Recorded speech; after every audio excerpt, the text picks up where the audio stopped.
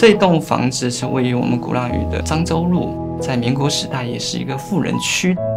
林语堂呢，当时的新娘房就在我们李家庄隔壁的一栋楼里面。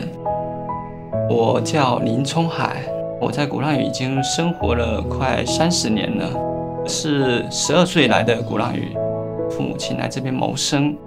那我小时候家里还是比较困难的，就贩卖一些水果在路边给游客。那我们家因为刚开始是租住的，在4楼可以俯视整栋楼，已经知道它的主人跟它的一个来历了。里面完全是没有住户了。当时在想，如果有机会的话，能不能把这个房子修复一下，做一个理想当中的一家民宿。这2栋楼是我们大名鼎鼎的这个木材大王李清泉，供他叔叔跟自己父亲2位老人在这里安享晚年。李清泉算是一个华侨领袖，他是1940年在美国加州去世的。运到菲律宾的时候，是以国葬的形式在迎接他的，应该是数1数2的顶级富商，就是现在是创2代。他在整个厦门，包括鼓浪屿，有100多栋的这个老房子。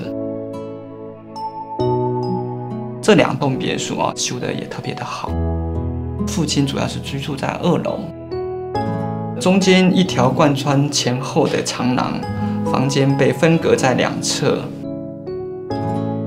在07年把它给租下来，10年过后，在17年的时候，有了一点经济能力了，更加系统性的去做修复。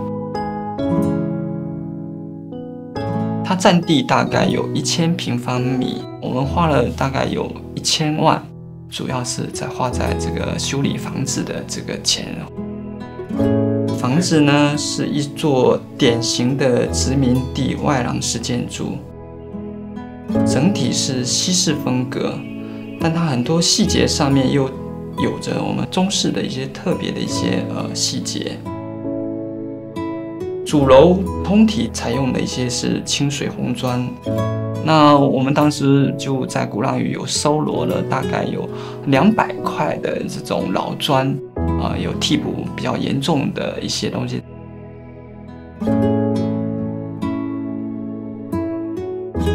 琉璃花瓶，一些花砖是典型的这种从南洋传过来的。我们看那个东西就像100年的古董，然后就摆在那里。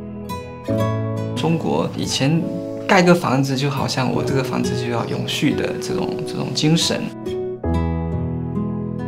那个楼梯走了100年，上上下下完全看不到变形，看着就跟那个石头一样。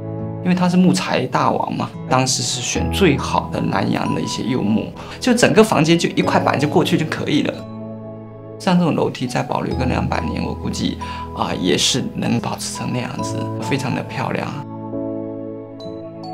最早这个民宿大概有20间客房，那我们把它剪成14间，跟其他建筑30米以上的这个距离，所以整栋建筑它的呼吸感非常的好。花园我们其实是占到的7层，就是一个完整的一个独立的空间。它里面有很多的这种从南洋引进过来的一些果树。这个2里树呢，它其实是第一批从南亚引种的一个果树。后面的话有一些像小芒果树，2棵的这个咖啡豆。门的话一定是紧闭的，不允许普通的一些游客进来参观。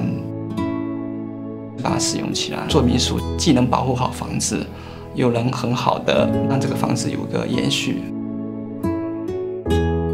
我的理想就是说，当我20年以后再来看我这家酒店的时候，我依然还非常的喜欢它。